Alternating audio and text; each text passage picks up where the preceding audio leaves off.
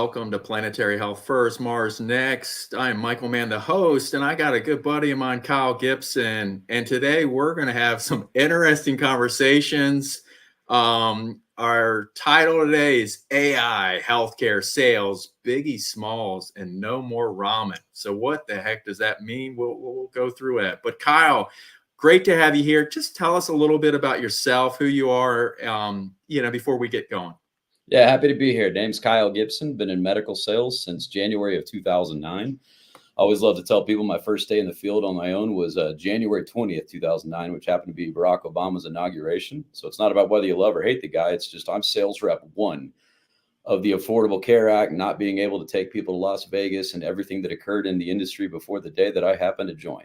So spent my career over the last 15 years, I've sold into various departments with different products. So the emergency room, trauma, operating room, interventional radiology, moved into the radiology specific side back in 2013, selling big iron equipment. So MRIs, CTs, cath labs, x-rays, ultrasound, that type gear.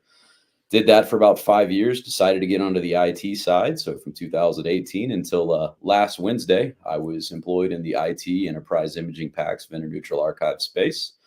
And it's one of those, obviously, Michael, met you a few times at trade shows. It's been a lot of fun and excited to have the opportunity to come on here with myself and old Biggie in the background.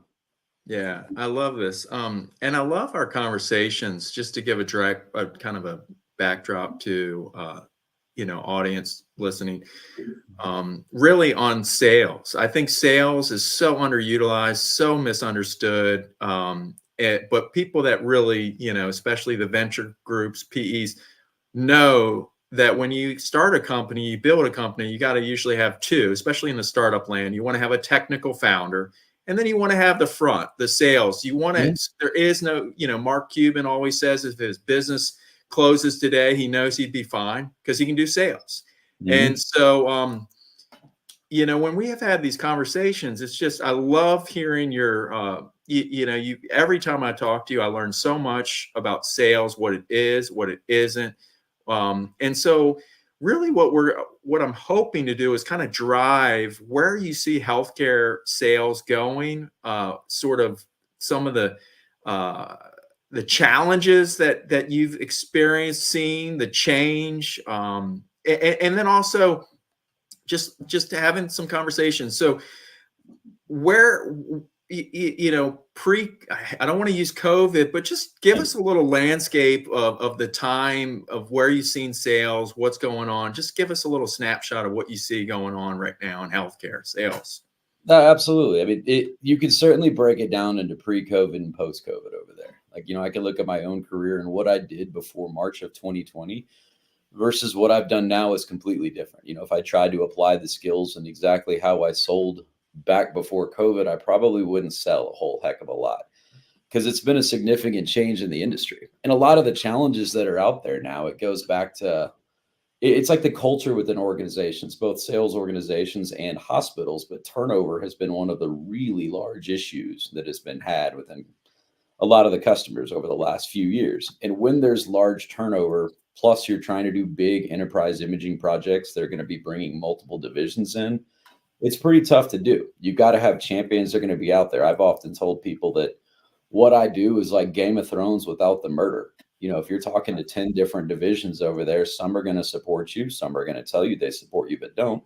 And then some are just flat out not going to support you. So it's your job in sales is to figure out where the challenges lie, like what their overall problems are, then how to present a solution that's going to work for them. So, I've always loved the line with customers, and I usually tell them 5 minutes into the first meeting of, hey, I'm going to win like a gentleman, lose like a gentleman. Meaning, as we're going through there, I'm going to let hey, here's what we're trying to do. Here's what I believe we're trying to accomplish. And if I'm ever not the person you want to work with or we're the wrong company, just let me know. Because from a sales standpoint, it's new business sales. You're going to lose over half the time no matter what you do. So it's getting out there and making sure that you can have that relationship and that honest back and forth with customers so that you're not wasting their time and then they're not wasting your time either. So what if there was, if you were basically communicating to sales reps, people that are in healthcare that want to brush up their sales teams, what is some advice you could say, do's and don'ts? You know, with the sales team, and I'm going to take this specific to new business, which is where I've spent most of my career on there. It's figuring out the right way to reach out to folks. It's changed. You know, if you go back to 2009, you would just pick up your phone and you would give somebody a call. You'd call into the department. Usually they'd pick up, you could ask around, you know, who's the anesthesia, like, you know, who's the coordinator, who's the director, who are the techs, who's make decisions, and you could go that way. But if you try to do that in 2024, it's not going to be as effective. It's just, you know, are they going to answer the phone? Because a lot of times customers are overwhelmed by calls. It's the same phone numbers for radiology departments and other areas that it's been for 20 years. So when you call them, if it's an exterior number, they might not even look at it. And their voicemail is probably going to be full too. So that's just not a way that you can go anymore to get in. So it's understanding like that's there, like how to reach out on LinkedIn. And you can see folks over and over again because I'm connected with a decent amount of CISOs, you know, Chief Information Security Officer, CIOs as well. And there's more and more that are posting that they're getting sick and tired of sales folks because of how their outreach is. You know, either they're pitching them the wrong thing, they're calling somebody's cell phone. You know, I've seen ones where people are like, oh, they're reaching out to my wife. I've seen one where they're like, they put a service ticket in to try to get to the CISO suite. And I remember seeing this and I was probably laughing for 2 or 3 minutes because that's just like, if you're looking to take the turbo rocket into never working with someone, that's a great way to do it right there. So it's figuring out how to break through the noise. I guess that's the best way to put it. And tell me about like what I would love to know, what would be the perfect, like if you created a company, like the sales team, obviously Mhm. this is a team sport. What would that look like if you were a CEO today of a enterprise healthcare technology or startup? What would that look like from ground day one? If you could do it, if you had a marketing budget, you just raised enough money, like say Series A, whatever, what would that look like? Good question. I'm all about keeping it simple. So if I was creating a team and I was running the show, there's always two variables I want to know in sales, which are pretty simple. It's A, when do you want it? So is this something that you want to have installed tomorrow? Is it something you're looking for 2 years down the line? And secondly, is how are you going to pay for it? Because we need to know, like, is it going to be financed? Is it going to be, are we having a vote for taxes for a county hospital that's going to come through the field? What's going to take place to be able to make sure that we can do business together? So if I'm bringing the team, it's a mix of the technical aspect as well as the outreach to get in front of customers. Because the biggest problem that most organizations have is they just don't get to swing the bat enough. They don't know deals are going on, that all of a sudden there's a press release from some company that, hey, they bought 5 MRIs, or over here, you know, they rolled out a whole new PAC system into someone and you didn't know it was taking place. So that's the fear that you have as reps. And you've got to make sure that you're connected within the industry and connected with the folks at the hospital to make it happen. And therein lies the hard part, because it goes back to like your first question you were asking about, like, you know, what are hospital systems like today? Turnover is pretty high. Let's see, if they're having 20, 25, 30% turnover, it's going to be challenging to get one of these projects across the finish line because your champion or other folks that are there might just leave and you get the old email bounces back.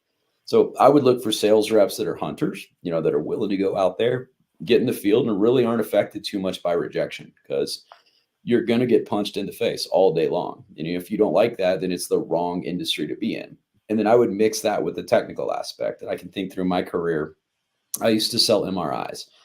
From an MRI standpoint, I took physics, I believe, in 11th grade. I think I made a B in it. Was not my strongest suit. That was the end of my physics career. So when you're selling an MRI, you get to the, you know, you're sitting in the room, you're doing your engineering and design behind it, and you start to bring Gauss fields into play.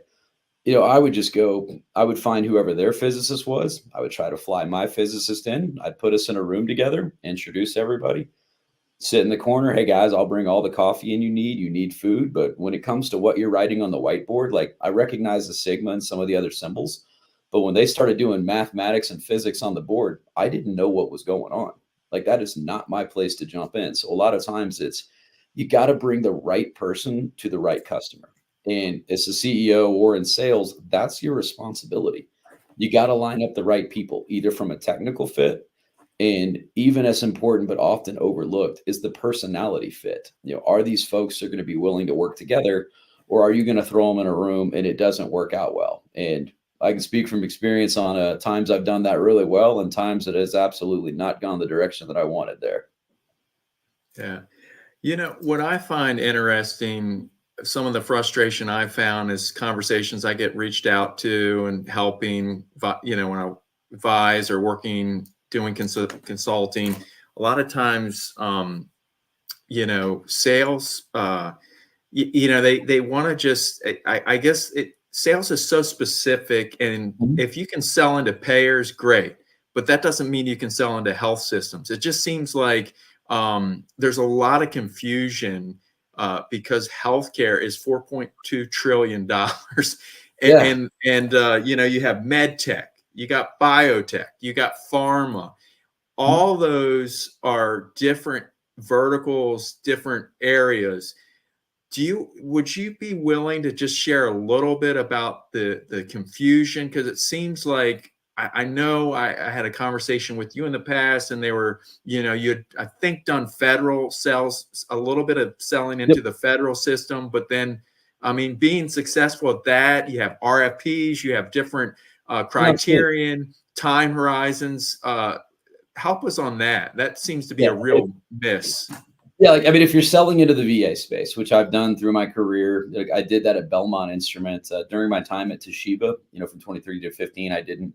Siemens, I did with two specific VAs there, both the Albuquerque and the Denver VA. So, and they were part of the same VISN at the time. I think they're now separate again. I think they're VISN 22 and 19, but that changes every other year on the map. So you got to make sure that you're keeping up with what how they're going to be doing those things. But like if you're in the federal space, I hope you like paperwork because that's going to be a very big part of what's going to be there. It has to be completely accurate.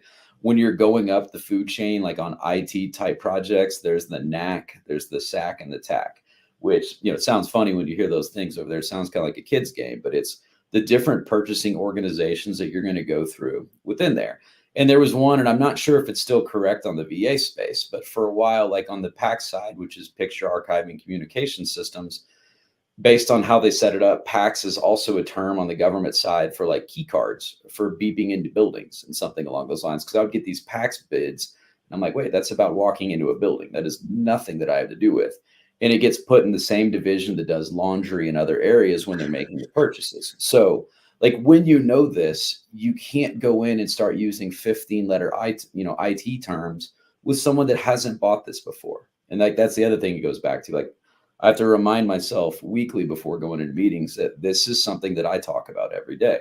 This is something that my customer might have replaced. This might be their second time in a 20-year career that they've gone through one of these bids. So it's very critical from my standpoint to help them understand the projects, the lay of the land, what can go well, what can go wrong, and really help them with those landmines as they're going through it. But obviously it's a completely different ball game in the federal space when it comes out there because those bids are going to come out. The rules and regulations are completely strict on what you can do, who you can talk to, and how that process goes. And there's really a lot of, you're not really sure if you're winning until all of a sudden you either get the notice saying, hey, you earned the right to the business, or you get the other one of, hey, appreciate the time. Thanks for being here. Here's $0. Have a nice day. But it's Yeah. I hope that's a good No, highlight. that was good. What you've worked with different companies, and I know you have to be careful. This is this is public, a conversation that's cross media. But if you feel comfortable sharing like what's out there about different companies, culture, just from your experience, as a sales. I mean, I imagine companies would like to know that. There's also like, if you want to know culture, what are people saying when you're not in the room or whatever it be, using that sort of thought as comfortable as you can to, obviously you're a professional. You want to be working for companies like this. Absolutely. Well, I'd turn it to even like with customers. When you go in there for you're having your first meeting with somebody and you're talking about IT systems, like how many different EMRs, electronic medical records do you have? How many PACS systems are there? What are the amount of total applications you have in the hospital, whether it's 1,000 to 25,000 that you're going to run into there. These are the ones that you're trying to figure out. And often the customers don't know, or if the IT infrastructure is not strong that they've built, they're not always going to be honest with you on meeting one. Oftentimes, meeting two won't be it either. I found that meeting three is when you can really have the good in-depth conversations of these are the problems we have. This is what we need to fix. Because oftentimes they don't know what they don't know when they're trying to make something happen. And if they miss it on these IT projects, the big word there is interoperability. Where it gets absolutely horrid for customers is if you have vendor A that sold a PAC system, vendor B's got the MRI over there, vendor C, D, and E are post-processing for this part of the MRI. This is artificial intelligence that's getting dropped in on this project. This is your billing software. And there start to be disconnects or something's not happening there. Because anytime you get two vendors plus a hospital where something's working, the posture is immediately pointing over the fence. Oh, that's their problem. Yeah, that's vendor B's problem. That's not us. We did everything right. Then vendor A is no, it's over there. And then, with a customer now, you've got weeks and weeks of trying to set up meetings and get to the answer of, hey, I just want this to work. Like, that's all that I'm looking for. But we keep running into roadblocks. Why is that? So it takes strong leadership, both from the hospital side and from the rep side, to make that happen, because 90% of what you're trying to do, it's fix problems for folks. And like I always tell my customers that, hey, when we're doing business and anytime I earn the right, A, thank you, really appreciate it. But B, there's no such thing as the perfect install or everything going well through the process all the time. When it doesn't, there's a 1-800 number. There's folks you can email. There's a lot of different avenues you can take. And I always tell them, hey, shoot me a text. Call me if something's going wrong. Doesn't mean I have the answer. Doesn't mean I'm going to be able to fix it for you. But at least if you have me engaged, I can try to club some skulls internally to see what I can make happen to get something across the finish line. And then it's the fun part that, you find out about 80% of the time, it's usually not on our side where the challenge is. I've seen ones where a project's going here, something's not connecting, and it's as simple as they didn't flip a switch. So, it's one of those, like they talk bi-directional, but it was one direction at this case, like the band. And then that's where the problem is. And you can see these things all the time. And I know you and I joke about it. And I've always used the line of, I just try to take the Dilbert out of healthcare, just get the ridiculous stuff out there and make it easier for folks so they can go about and do their job. And then they don't, if we can get to a point that they don't even necessarily know the vendor's name while they're working through the systems, that's not a bad thing. They know the project's working. They know it's over there. It's like, hey, great. So. I love what you were saying. I'm thinking of like words like credibility, and that trust is such a huge factor in everything we do as sales. Like for instance, I don't know the exact Latin word, but sales really comes from the Latin something of serving, and really, as best as I know, don't quote me on it, but really solving problems. I liked what you said. Tell me, in your experience, I know from my experience, anytime you're trying to gain trust, there is a natural discounting. There's a certain, I think it's a psychosocial or some sort of psychology of humans. Yeah. And I know in my experiences, which is limited, but most of the time, okay, I have a master's degree. Well, then I'm like, well, I don't have a PhD. It seems like no matter how far you get, well, you haven't written 2 dissertations. It just seems like human nature. Oh, you're a company, but you're not Google or whatever. It just seems like there's a discounting. What can you say to other individuals, leaders, to really make sure you grab authority, humility, the trust as a salesperson with those clinicians, those doctors? What do you think is the most important thing you can do in your experience to really position yourself in that light when working with clients? When working with clients, it's figuring out what's the best way. Like, when you're getting in there, how are you getting the introduction? Is it simply a cold call where they don't know anything about you? Is it one of those where I've worked with a doctor at another place on this type project and and they've had a good experience? And hey, Michael, I'm trying to call on this hospital over here in Denver. I've got, let's just call it Denver Health. I'm doing great with. I'm trying to get into Common Spirit. How do I do that? And if you get a warm introduction, that's really a huge way to go in when you start out there. But it makes me think, like on the expertise sale, like I'll share a story. This is back from 2011. So it was Memorial Hermann in Houston, Texas, phenomenal trauma center. At the time, I was selling a device that could do up to 1 liter of blood a minute back into the body. So, gunshot wounds, stabbings, knives, car wrecks, all sort of fun cases were what we were going to work on over there. And I had a day that I was going to go in and present to the team. So it's myself, Kyle Gibson, and I'm presenting to the doctor's name's John Holcomb. He's I would call him one of the godfathers of modern trauma medicine with the military. So Gentleman, phenomenal doctor. He was in actually Somalia back in like for the Mogadishu Mile that was back there. I think that was 1991 or 92. He was a surgeon that was actually there that was working on folks that came back to the base. He's been out in the field.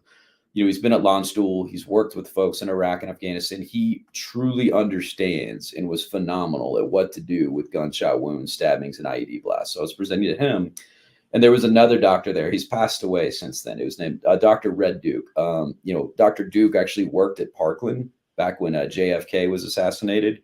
So he was there. Then he opened a hospital, I believe it was in Jalalabad, Afghanistan, in the 1960s. And then he was the father of life flight in the United States. So like when people have the birds that are picking everybody up, that was a lot of his concepts of what he made happen. And I remember I'm going into this meeting and I'm like, what am I about to do presenting in front of these folks here? Mm-hmm. The night before, I'm watching YouTube videos of like, both of them like speaking in front of Congress. And I was like, okay. Like, at that point, so I wrote myself my script of like, look, do not try to use any big words here. Do not try to get into a battle on like, oh, what are we going to do for fresh flows and plasma? Like, what's the ratio between blood and, normal saline that we should be using for a patient that's ideal? I was going to lose that 100 times out of 100 in that audience over there. So remember, like I went in, the room's there, introduced myself, saw the folks there, acknowledged they were there. I was like, hey, just real quick, I saw y'all, you watch these videos of you even speaking in front of Congress. Want to make sure everybody in the room knows I spoke in front of my HOA last week. And it was one of those, and thankfully it got a laugh, because when you want to swing the bat and do a line like that, if it stinks, boy, you shot yourself in the foot when you started it. Got a little humor in the meeting, and I specifically went through how the rapid infuser worked, which was here's how you load it, here's how you run it, here's what you can put in it. Here's the flow rates if you're using an 18 gauge catheter, because often in that size of the industry, the biggest problem you would get is the alarms going off for flow rates. And an 18 gauge is a pretty standard catheter that can do about 100 ml per minute for the flow rate. So if you've got a device that could do a liter a minute and you have an 18 gauge catheter, it's the equivalent of a fire truck pulling up to your house for a fire, then grabbing your garden hose. Like, that's what's going to stop your flow rate. It's the overall size right there. So you'd be talking to folks about, hey, you need to use a 9 French, you need to use a 12 gauge, something that looks like a sewer pipe that you're putting into the patient's what you need to use for it to flow that fast. And I kept it that way. It ended up being a wonderful customer that we did a lot of business with, but it was understanding what you're going in and what you can do, because I couldn't bring my background in or what I did and outspeak them on trauma. That was never going to win. These are some of the best at it. They've been doing it for 30 years. So it's, how do you make it relevant? How do you keep it right there? And then how do you get out of the way? And that's really what I just tried to do. Yeah, I love that story. That's awesome. And all the details. I was thinking of you as a samurai warrior. I mean, really, the like, I guess, forget Biggie Smalls or Ramen Noodle, but Ramen Noodle. Sorry.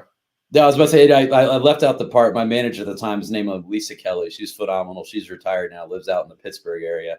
And I remember like calling her 15 minutes before I went in, and she's a great leader. She was like, hey, you got this, you could do it.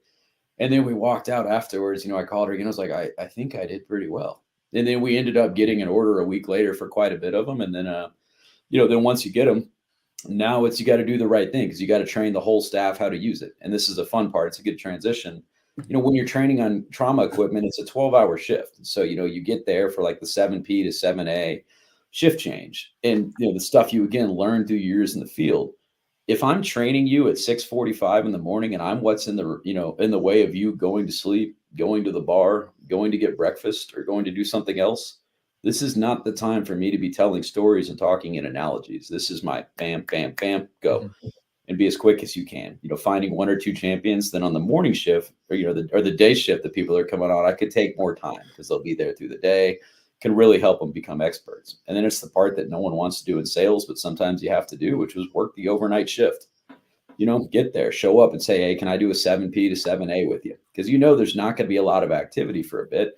But when it's a trauma standpoint, this time I was in Houston, the bars close at 2 a.m. So it's like, okay, bars close at 2. So from about 1:15 to 3, we're probably going to get pretty busy. Car wrecks, fights, all that type of stuff. And sure enough, that's exactly what tends to happen. Well, I love what I'm hearing. I'm so glad you came on. You really embody what I think any organization, any leader wants when they hire someone sales, that curiosity to go the extra mile. I'm customer delight, which, I would think next to the gentleman who started Zappos, I think Jeff Bezos pretty much coined that term, that Yep. curiosity, go the extra mile and just do it right. So this is great. I think this is so helpful to any person who is wanting to sharpen their skills as in sales, any leadership. Would you do?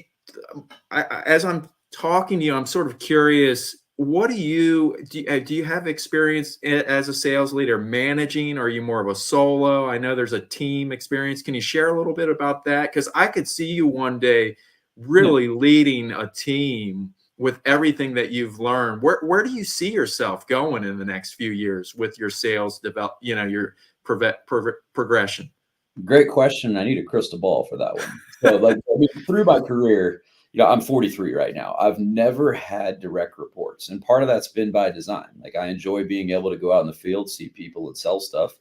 And I've had a lot of dotted line folks to me. So, like, if I go back to a company like Siemens that I used to work at, when you're selling MRI, you had a different PSE or product service executive or product. I can't even remember what the term is. Someone that was specific for that product. So you had somebody for MRI, CT, cath and interventional, X-ray, ultrasound. We had PACS, like a product called Singo over there, which is more of the IT side. So you've got different folks for each one of those. And I would love, like, when I'm going through, you had different skill sets from each one of those. So I had 7 different people that I'm working with in one territory. Then, like, at the time I was in Colorado and New Mexico. So in theory, I had the same folks for it. But when there's turnover, now I've got somebody that's going to be a PSE joining from Texas or California or somewhere, and they would get compensated it with a time frame. So it's tough when you're trying to manage that process because if it's a process, it's 18 months out, and you're bringing somebody in to come present with you that's not going to be compensated for it. They're salespeople. They're coin operated machines. So, like, the motivation's not going to be there, and it's one of those things that a lot of places it's easy to miss that on, like, oh, hey, we need you to go fly out, take time away from your family, do all these things. Like, we'll give you some attaboys and some kudos, but those never pay the bills. So it's making sure it's the right way. But with each one I would work with, it was different because I knew their styles, I knew their strengths, I knew their weaknesses. And then with it, I always tell one of my favorite stories, which I've been using while interviewing over the last week, is I had a deal that we ended up earning the right to some business, and it was in Santa Fe, New Mexico. And the first meeting was the Monday after the Broncos won the Super Bowl. So believe it or not, the Broncos used to be good at football. But I moved to Colorado, and I grew up in Houston, so I'm used to garbage NFL teams. And I lived here for a few years. They won the Super Bowl, and ever since then, it looks like I'm playing for them. But our first meeting was at 1 p.m. or so in Santa Fe the day after the Super Bowl. So we had to leave Denver at 6. Went out there. The rep I was with, his name's Avery Garfoot, really good dude. We sold MRIs together for quite a bit. Drove out there, did this meeting for 2 hours, drove back to Denver that night. I fly out to Santa Fe the next week, have a meeting with the team and everything. And in my opinion, I just knocked it out of the park. I mean, I was incredible that day. Walk out in the parking lot, Avery calls. Hey, man. It's like, hey, what you doing, dude? Just finished the meeting. He's like, yeah, good job. They just called me because they prefer one point of contact for who they're going to work with. They prefer it to be me over you. I was like, okay. And this is the fun part in sales. If you can't be an ego guy when those things happen, the worst thing you can do is walk right back into that building and try to justify, like, me versus everything else. Because at the end of the day, whenever we win an order or earn business, I make the exact same amount of money if I run it from start to finish, Lone Ranger by myself, or if I just take an order. Mm-hmm. So I got out of the way. Avery ended up running this deal for the next 6 months. We ended up earning the business. And I remember they're like, oh, way to go. What'd you do? Mm-hmm. I would share that story. And they're like, well, you could have. It's like, no, the customer told us what they wanted. The customer said they would prefer to work with him, not me. It's not my job to go in there and try to change them when they did that. Like, thankfully, they were very clear about it. We got the purchase order. We installed the machine. Everything went right. And then as we sold more products down the road over there, even though Avery was not my direct boss, we simply worked with it. I was in there. We're going to give Kyle a chance. And Avery would supervise the process. And I would just send stuff. Avery would be on the emails. I don't know if he would look at them or not. But like that was how you do it. And it changes because if you have 80 different hospitals you're calling on, you got to understand and listen to the customer for what you want. Mhm. And like with that, I can tell stories where I had the glory of I walked out and, we won and did those things. But that's always one of my favorite ones because it's understanding what you're supposed to do. And oftentimes, like if you can get customers that tell you how they want to buy, they don't often do that. But if they do Mhm. that, that lets you know that, hey, we got a real chance here. Like we might earn this business. Mhm. So Yeah, I think humility is so underrated. It's so important, and it might be that just that you were a Biggie Smalls fan, or that you didn't like ramen, or you liked ramen, or you the Broncos. Maybe they were just not a Broncos fan. Who knows? It's some weird stuff. it was the But West Coast, East Coast there. I just picked the wrong side and I started, I guess. yeah, well, what I think would be really interesting is the future of technology, AI, and radiology. I believe Google started a lot of their projects. Wasn't there this big AI and radiology? A lot of I mean, many years ago with the technology. Can you share any of your excitement on where you see the technology going in radiology, whether it's smaller or whether it's just better, detection? Tell us any companies you're excited about. AI is an interesting one in healthcare because, like, if you go back, let's just call it 2012, there was a couple in there. The big one was supposed to be IBM Watson. And, I've often referenced, I did a post on our LinkedIn the other day. Like, there was Watson and MD Anderson. It was the moonshot for cancer. It was going to do all this stuff. And it ended up not working out. It was $62 million was, I believe, what was the total spend. It was supposed to be able to diagnose and come up with all these creative ways. So anytime with AI, I'm always at the very back of the hype train. I'm very much of that. How is this going to work? What are we going to do to make this successful as we're trying to do it? And can we make that happen? And, when I talk about that hospital, by the way, MD Anderson's one of my favorite ones of the world. Like they saved my dad's life back in 2009 with their proton therapy for prostate cancer. Like Mm, that is phenomenal facility. wow. This happens to be the one that, in this case, that's where the project, something went on and it ended up making the news while it was going through there. But it's tough because with AI, I believe there's over 1,500 vendors in the space right now, and Mm, there's a ton of AI fatigue, both from the mhm, customer standpoint mhm, and the what is it going to do standpoint when you're sitting there. mhm, Because you've always got to be careful not to overpromise and underperform on it. So like I've seen some like when it's regards to breast imaging, what it can do, it's very strong, but you have to look through the process on how it goes. Like if you're using this with residents, are they going to learn how to read correctly if they do not have AI assisting them?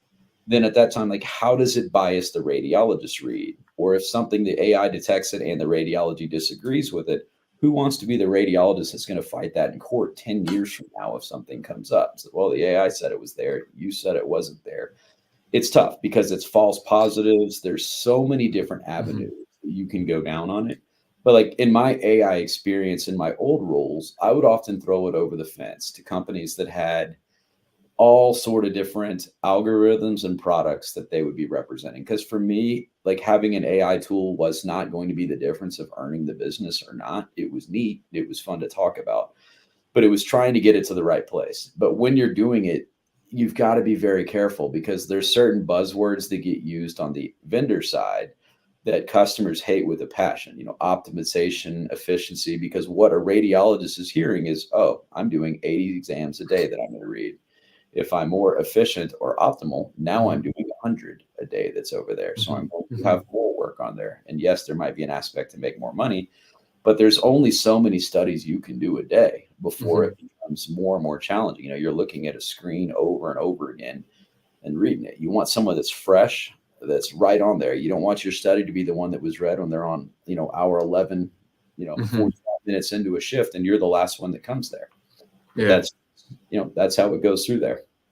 You bring up a good point with the actual efficiency. Whoever's hearing that, it might be a trigger for a clinician because it doesn't mean, okay, you're just grinding me. I make it, if it isn't saying that it's going to, check a few quicker and I can keep me less, Mhm. whatever. You're so right. And Yeah, right now, sorry, like, go ahead. I use the term Krispy Kreme with customers. So it's like, hey man, if I Krispy Kreme them, their eyes glaze over, just smacks the wall right behind them, that's not good. It's like the same thing. Like I always love you doing a presentation. You've got 10 people in the room. You presented for 30 minutes or an hour. Any questions? And it's silence. That was a bad presentation. Like, no two ways about Yeah, it. You didn't get any questions. It's not. I did so great. No one had any questions. Nope. You yeah. stunk every point, and you go find out when they don't return your call, email, or anything else as you're going through it. Well, we're kind of coming towards the end. Anything else that's kind of, come up in your mind as we've talked about this? And we haven't really brought much up about Biggie Smalls or Ramen. We've left those out over there. I ate my fair share of ramen throughout the years over there. It's always wanted to go to Japan and try some. So it's funny. I talked with the kids last night about, is there any place you want to travel? And I was like, yeah. I was like, I've never been to Asia. Like, I'd love to go to Japan, go to some of these places and check it out. As for Biggie, again, love the picture here. Yes, I shared with you at first. I didn't know how companies or customers were going to receive it because this was a picture on my wife's wall back when we were dating in her apartment. And we moved in, we bought a house together. It's like, yeah, I think we talked about like we kind of like Biggie to be back there. Week one with it, I was like, man, am I going to get some emails or calls of, hey, what are you doing? Because I could put college degrees back there, all sort of sales awards through the years, but then that's just another rep that has the same thing over there. That's just the dime a dozen. So it's like, hey, let's swing the bat. Let's go for something outside the fence on there. But I mean, like one thing, like if I could talk about within organizations and sales with hospitals now, like one of the big challenges you have is simply culture. And by culture, you've got more and more systems that keep coming into areas and they buy somebody like, so Centura out here in Colorado was just by Common Spirit. You can Google it day in and day out. There's mergers, there's acquisitions, and the systems are getting larger. The systems tend to be centralized. Like, so the big decisions for what they're going to be doing is going to be made out of another city. Like, let's call it Nashville, because that's where HCA and a lot of different providers are based. And that's the challenge. And I put my modality hat on for this, for back when I sold MRIs and CTs, because a lot of the success you would have is based on your service teams. What's their tenure? Do the customers like them? How good are they at what they do? And every company in different places have places where the service teams absolutely kick ass. They're phenomenal. Customers love them. And then you've got ones where it's going to be a fight, dragging and screaming and clawing every single time there's a service call. And that's one of the things that gets missed when you're doing these things nationally. So like if you're, what works. So when I ran New Mexico for Siemens for quite a while, did a good job out there for 2.5 years, sold. I remember I was like, guys, I've sold so much out there. Like, we sold so much equipment. I was like, my daughter can take it over. She's 12 now. Like, she can take it over like 7 or 8 years from now, then she can make, because that's when they're going to be buying new equipment of this particular type again, because of the life cycles.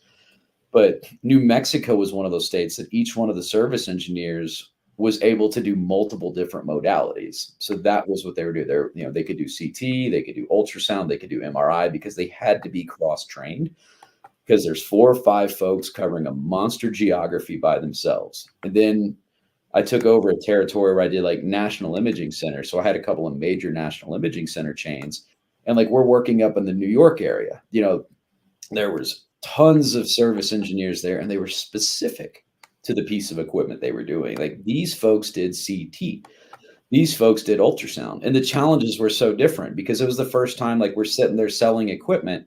I'd never thought about, well, we have to shut down a street 3 blocks away from Times Square for 12 hours to bring an MRI in. What is that going to cost? Or we're installing, like, I could think of an MRI that we installed that had to go through a person's apartment to get to the imaging center that was going to be over there. And these were concepts they were telling me. I was like, someone's got to be screwing with me.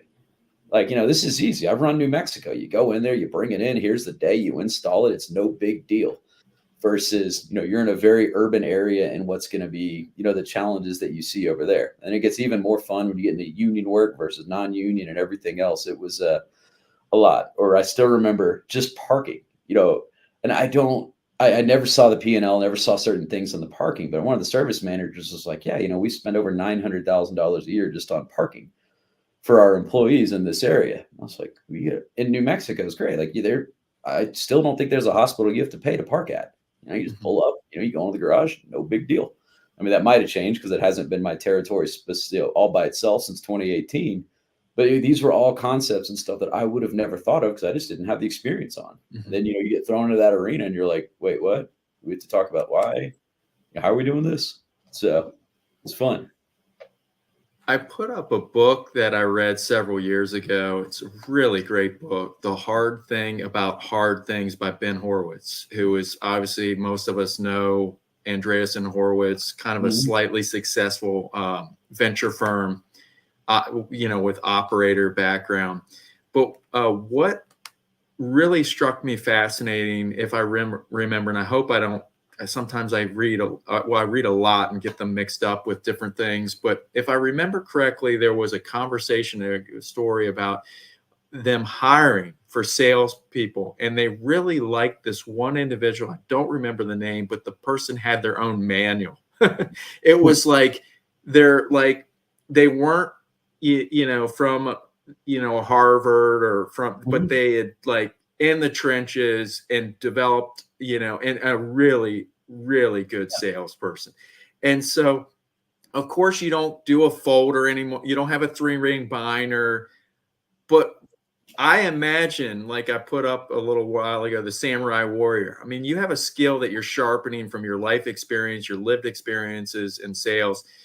I would love for you to share a little bit about that if you could. I know maybe you read the book, don't worry about it, but just the story of that like lived life experience of sales, that process, if you had that manual, what that would look like.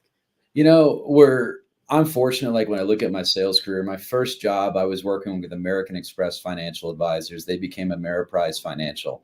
And I mean, this goes back 20 years ago. I think my base salary was $24,000 when I started. So, like gone through college, got my degree. I actually went to work at a place called Gallery Furniture in Houston. It's still like the largest grossing furniture store in the world. Like it was phenomenal. I was like, I just read Mattress Mac's book. That's the guy that owns it. He's now known for his sports betting, but at the time it was furniture. And I was like, God, I want to learn how to sell. I just read his book. I bet I can learn how to sell if I go there.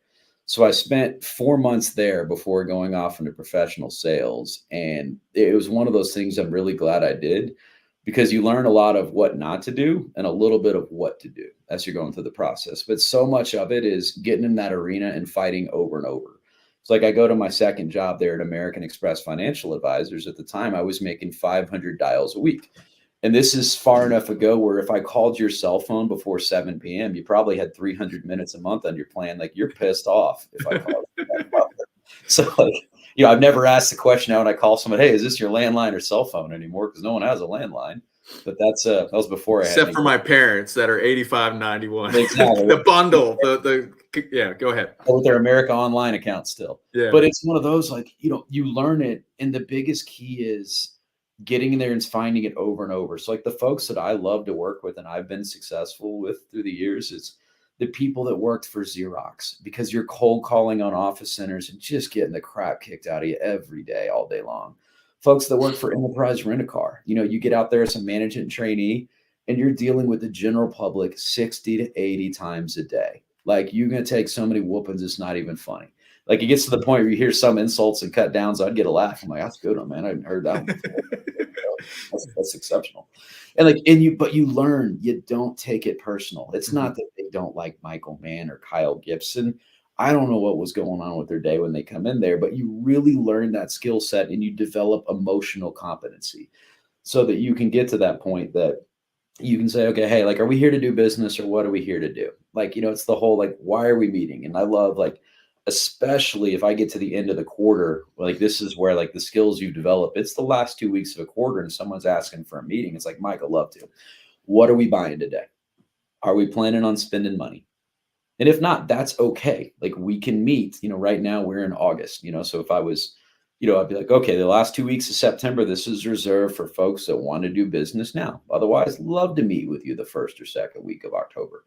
Like and have those conversations. But at the end of the day, my role is to see people and sell stuff. And if you don't close business, companies are well known. They don't mind throwing salespeople over the edge that they don't like. That's the way that it goes. So it's understanding that and really working through it.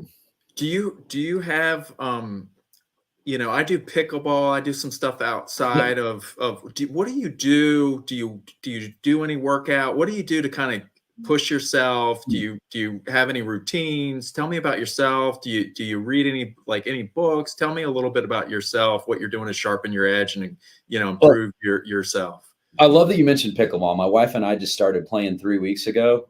We're absolutely terrible. We don't even try to play by the rules. We just hit it back and forth and have a good time. So, pickleball's been one of those. A lot of my time, I average about 14,000 steps a day. So I try to spend time I share with folks, I've had diabetes for 27 years. So it's critical for my blood sugars that I walk a minimum of an hour a day, whether I'm on conference calls, something along the lines. I just have to make that happen. And my blood sugars are way stronger than if I'm not doing that. Like, that's just the thing. You can't see it over here. I've got a little patch that you change every 10 days that monitors my blood sugar in 5-minute intervals. Those I spend a lot of time in. This is what I'm hoping, just like with your podcast, I've got others where I've connected with folks through the years that are in leaders from a CIO standpoint, CISO standpoint at HIMSS, which is healthcare informatics, and just engage with the folks. And where a lot of people get that wrong is they engage and they try to sell right away. That's just a huge turnoff. Versus what can you learn from these people? Because those small areas that can knock you 1% ahead, where you learn an extra, why this is important to a CIO or why this is important for a CISO, then I can take that into my next meeting. And it's wonderful. It gives me one extra item of value. So if I'm up against a competitor, similar product, similar this, they're having a feel on which way to go, that extra 1% can end up tipping the scale to you. So mine, it's, during the summertime, like I'm at right now, it's that. Obviously school starts in 2 weeks for my kids again. So I do my job and then I call myself Daddy Uber at the same time, because I've got I've got a middle schooler, an elementary schooler, and a Montessori. All three are different, locations for the schools. So it's a lot of drive time that you have there. And it's so valuable because with that, I get to spend time with the kids. Yeah. I get to sit there and talk to them about what's going on, talk about life, hey, who's cool, who's not, who are the jerks, who's this, how are you doing through life? And getting to have those open conversations. And same with them. I let them know, if you want to talk to me about it, it's I don't want you to ever be scared when you call me or ask me about something. I want you to be thinking of calling me if something really goes wrong, not because dad's going to be pissed off, because dad's going to get there, try to help out. We'll talk about whatever it was later, but it's about putting yourself in the right situations over there. And that's so much of it. But yeah, the habits, reading, it's funny. The stuff I probably read most now, obviously having a 3-year-old as well, I read quite a bit of old Disney books over there.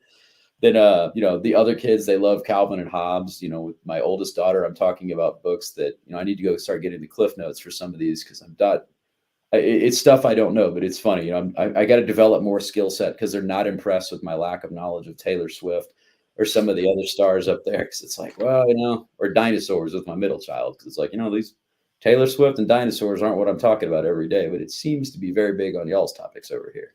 Yeah. Well, Kyle, I'm really glad you came on. I really respect you. I really appreciate you and who you are and what you're about. I learned a ton about just I really think it's almost like the samurai code of whatever as a salesperson, like that spirit or whatever there is. I don't know what you would call it, but just every time I have a good conversation with you, I really learn a ton of your knowledge that you've lived in the fields and the trenches.